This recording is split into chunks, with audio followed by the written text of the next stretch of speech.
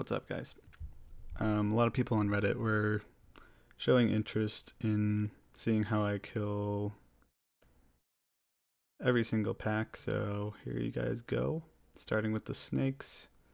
I noticed that the other snake pack had spawned. There's really weird inconsistency with the spawning mechanics in this arena run, so since I saw that spawn, I decided to pop Recklessness. And as you can see, I'm pretty much gonna make short work of them. And I will still be somewhat comfortable with my potion cooldown up. And I happen to know that usually the other mobs they stay spawned for about like a minute and a half at least, maybe longer. So I'm basically fine to take a little bit of time here to heal up. So let's get past this a bit. I'll probably... Okay. Yeah, so I see you can walk past the spectators and they don't aggro. Just be careful not to like fall off that ledge.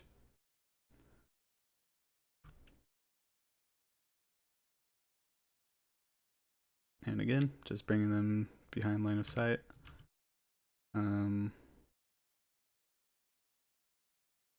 Just don't get dazed on your way up.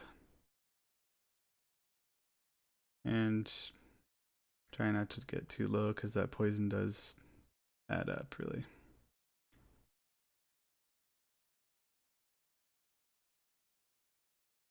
And I decided to include this clip. It's actually a pretty long clip because it just shows how you can really just play very safe against the snakes and just keep kiting them.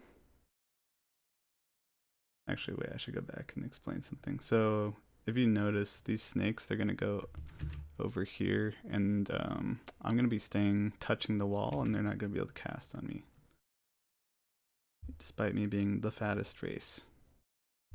So there you go. They're the closest they can possibly be to me over on that wall, and they're not casting at me.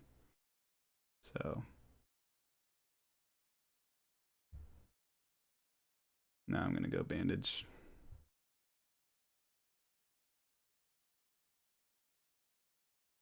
And still they can't cast on me until that guy gets, on like where it starts to corner off.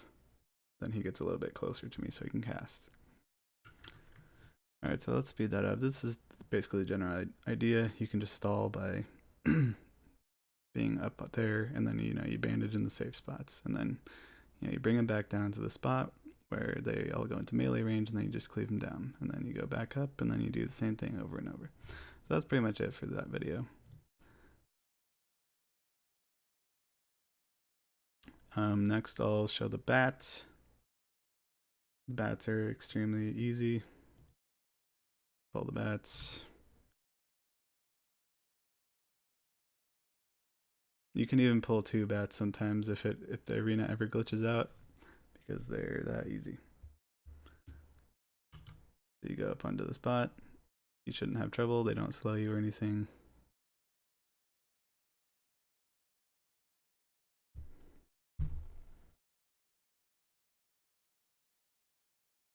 And you just get a big sweeping strikes combo.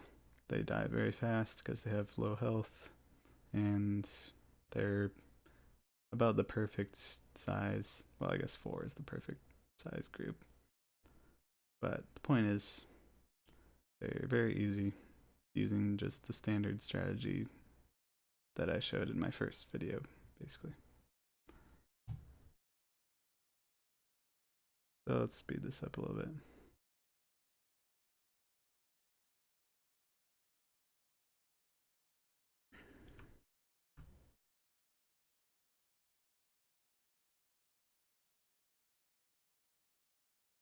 Just do the same stuff. Get on the spot first. I like to generally get on the spot first and then bandage, just in case, like it's hard to see when that other pack actually spawned. So I don't want to risk having the second pack despawn, because I'm not sure of the timer unless I see the second pack spawn with the first pack, which means that my timer is very short.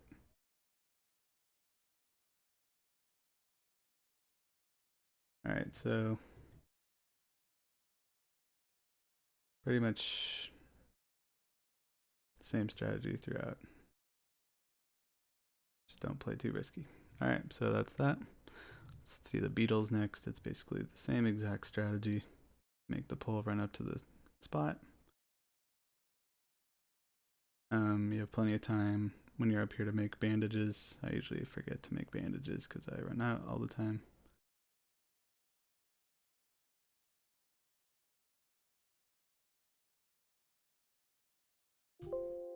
Sorry, I should probably slow it down a bit.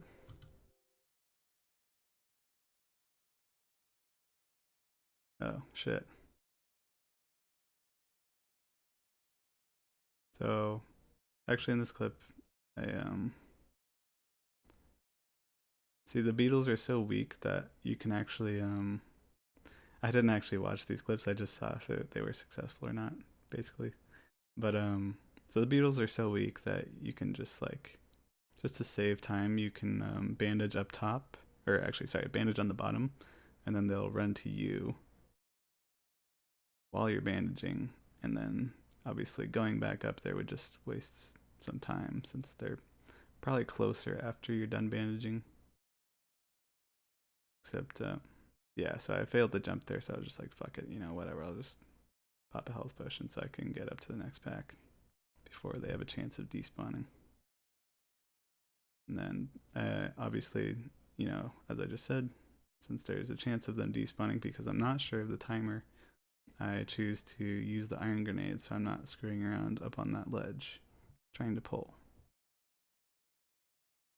Again, same strategy. Same strategy.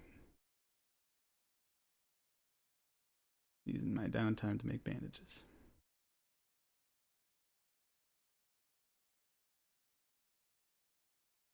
I'm getting low, so just back off and bandage. When you have the Sunder armor debuff, it actually sunders pretty significant amount of armor, so it might be smart to just back off pretty much as soon as you get it after you get your initial combo off. That's pretty much it for the beetles. Very easy to play safe against the beetles. Let's go with the lizards next. The lizards are, I would say, are probably the least intuitive to fight, just because you might be tempted to line of. Oh shit! Sorry, this is starting way too fast. Yeah, I apologize. This was like the best clip I had, but I mean, so obviously, you know, you would make the pull and then run and then make the jump, and then the lizards are like following you out there, and then they're basically coming into the room as you're making the jump. So just imagine that happened. I'm dragging them over near me. The reason I stood over there was so that this lizard like over here would start casting on me over here as opposed to like closer to my mouse over here.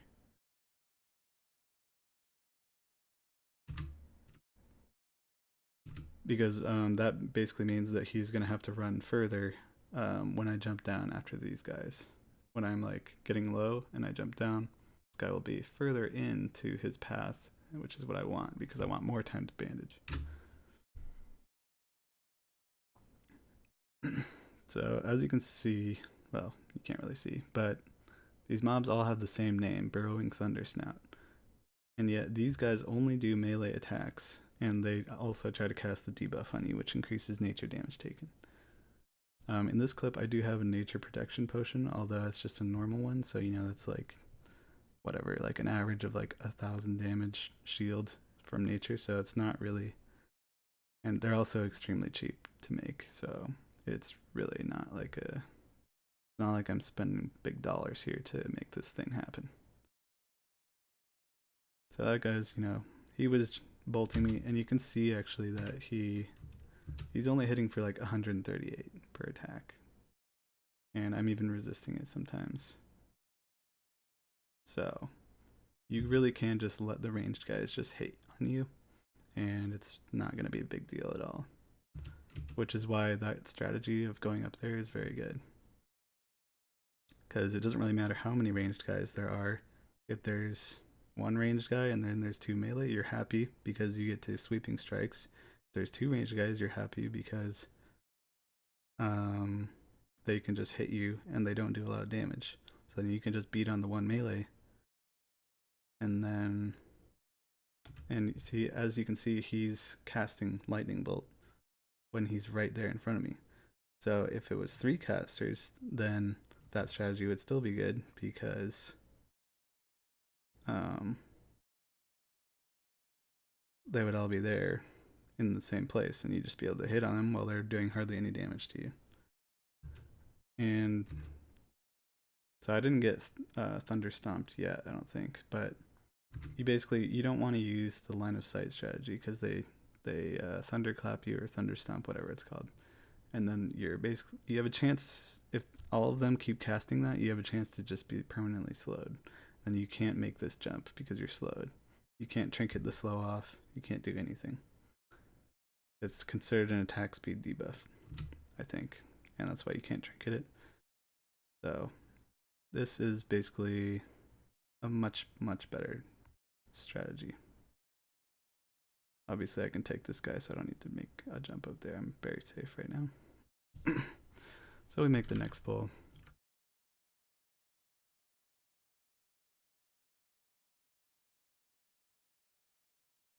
And just use a grenade to, whatever, make my life easier, I guess.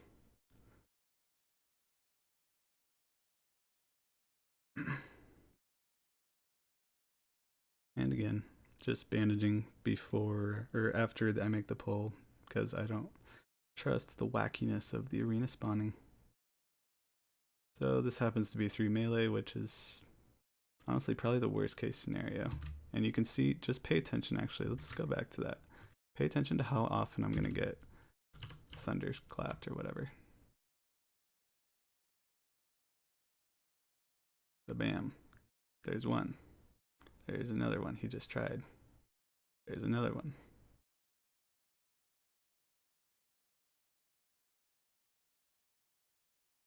There's another one.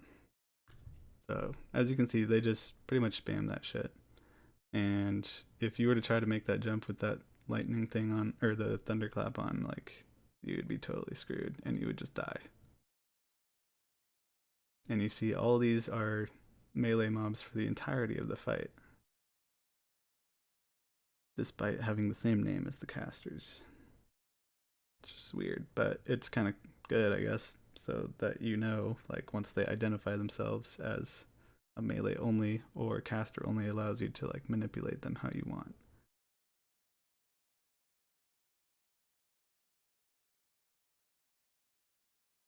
Obviously melee mobs very easy to bandage against.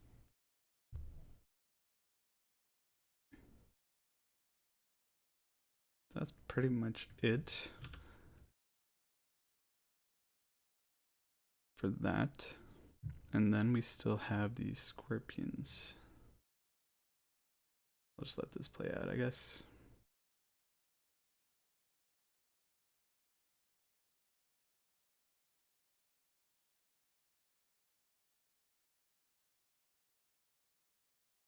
Alright, you get the idea. Next is the scorpions. Scorpions are annoying. As I said in my first video, they're annoying because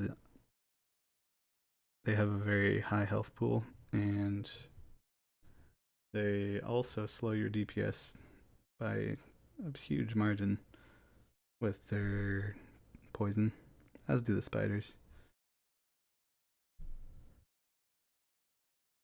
And you don't get a lot of value off of your whirlwind.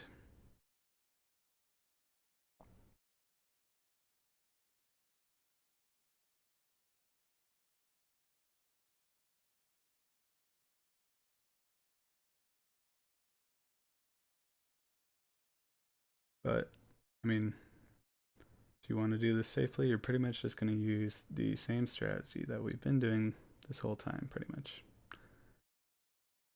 for melee mobs.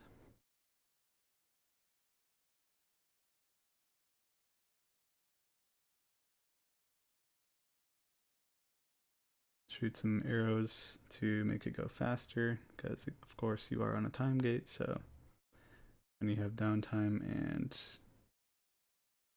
you're jumping on the ledge, you might as well shoot some arrows.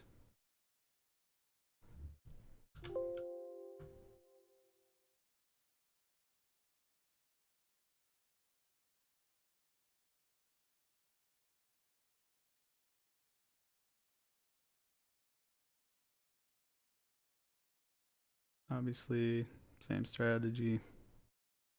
Just let him come to you and then beat him down. You're on the second phase now, so as I did mention in my first video, you're no longer in need of going super fast. You can take 10 minutes on this fight if you want. So there's pretty much absolutely no reason you should die if you are using this strategy. These scorpions do a super long poison. I'll see if I can catch it if it's in this clip. It lasts for like 25 seconds and it is completely crippling slow. So you definitely don't want to be trying to get cheeky with these scorpions. And like, you know, try to like finish them off down here because you know you're safe when actually you're not.